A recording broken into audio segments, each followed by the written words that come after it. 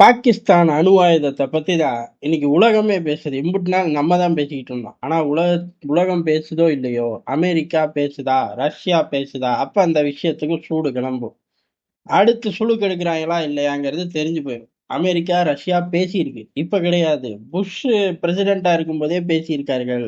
அதுவும் ரஷ்யா என்னெல்லாம் சொன்னுச்சு, பதிலுக்கு அமெரிக்கா என்னெல்லாம் சொன்னுச்சு. அவங்க 2 பேருக்கு நடந்த விஷயங்கள இப்ப பொது வெளியில விட்டார்கள். விட்டது மட்டும் கிடையாது.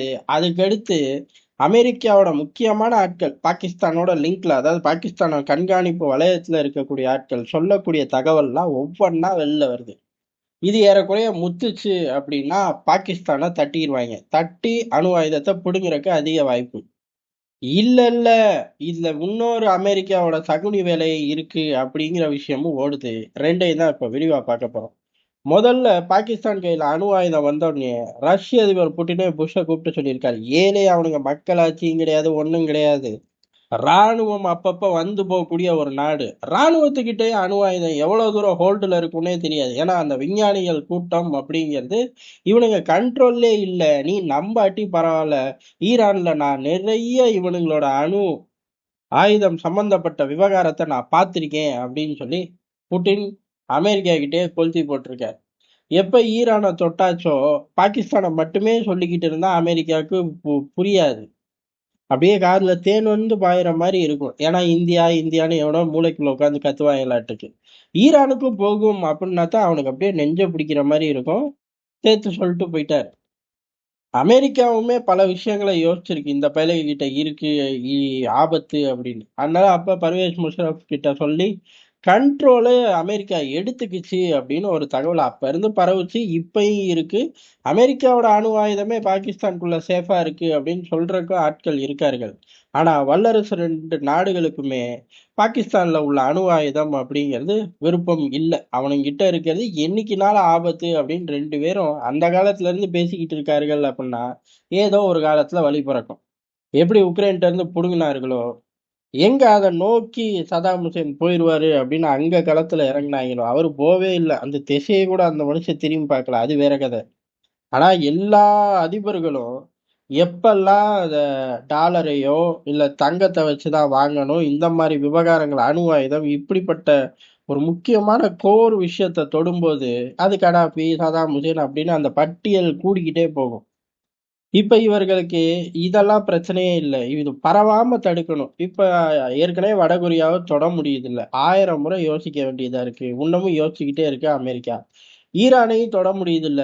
1000 முறை யோசிக்க வேண்டியதா இருக்கு. இப்ப அணு ஆயுதம் போயிடுச்சுன்னா இதே மாதிரி ஒவ்வொரு நாடுகளும் வந்துருச்சு அப்படின்னா 1000 முறை யோசிச்சுக்கிட்டே இருந்து என்ன பண்றது அப்படிங்கிற குழப்பத்துக்கு அண்ணன் அமெரிக்கா வந்துருவான்.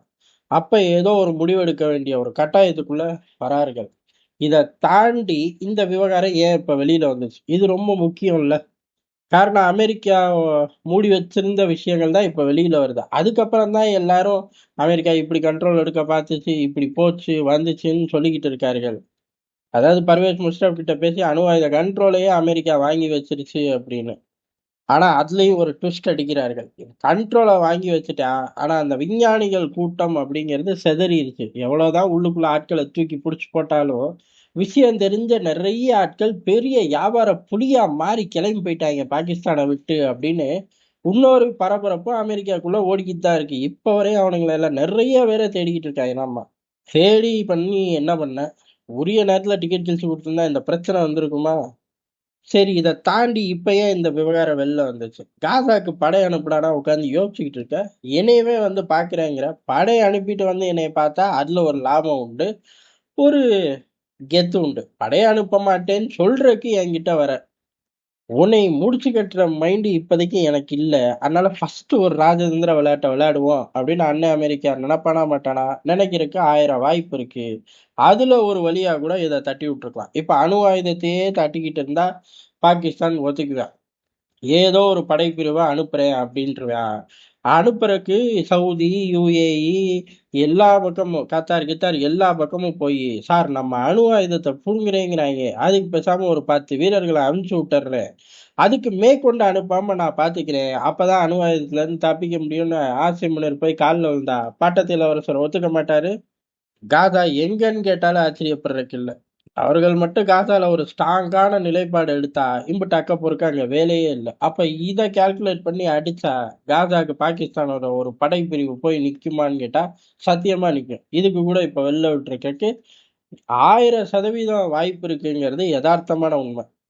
ஆனா இந்த இடத்துல ஏதோ ஒண்ணு இப்ப பாகிஸ்தான் அணு ஆயுதம் ட்ரிகர் ஆகுது. இதை இப்ப டெல்லி வலுவா வச்சு தட்டுச்சு அப்படின்னா, ஒரு ஸ்டேஜ்ல புடுங்கறக்கும் அதிக வாய்ப்பு இருக்கு. காரணம் அமெரிக்கா இவனுங்கள இது நாள் வரையும் மத்திய கிழக்குல இருந்து வளைகுடா வரை இவனுங்கள ஒரு கூலிப்படை மாதிரி பார்த்துக்கிட்டு இருந்தார்கள். பாதுகாப்பு கொடுக்கறக்கு இந்த மாதிரி பல விஷயத்த ஹேண்டில் பண்ண மன்னர் குடும்பங்கள் பாகிஸ்தான் ராணுவத்தை பயன்படுத்திக்கிட்டு இருந்தார்கள். இப்ப அமெரிக்காவும் அதே வெர்ஷனை எதிர்பார்க்குது. அதே வெர்ஷனை எதிர்பார்த்துச்சு அப்படின்னா ஆட்டோமேட்டிக்கா இவனுங்க கையில உள்ள முக்கியமான ஒரு துருப்புச் சீட்டை புடுங்க தான் பார்க்கும். அப்படி அணு ஆயுதத்தை புடுங்கிட்டா இவனுங்களா திருந்த போறாங்களா இல்ல அமெரிக்காவை எதிர்க்க போறாங்களான்னு கேட்டா புடுங்கிட்டா இன்னமும் அதிக அடிமையா வேலை செய்ய தயாராயிடுவாங்க. மூன்றாம் உலகத்தை வரும் வரும் வரும்னு ஊரு கத்துது. ஆனா எப்ப வரும் அப்படிங்கறது அமெரிக்காவுக்கு நல்லா தெரியும். ஏன்னா ஆரம்பிக்க போறதே அவன் தானே. அப்ப அதுக்காக படைகளை திரட்டுறதுக்கான ஒரு வழியில இதுவும் ஒண்ணா இருக்கிறதுக்கு அதிக வாய்ப்பு இருக்கு. இது எல்லாம் ஒண்ணு சேர்ந்துதான் இப்ப பாகிஸ்தான் அணு ஆயுதம் உலகம் பூரா பேசு பொருளாகுது.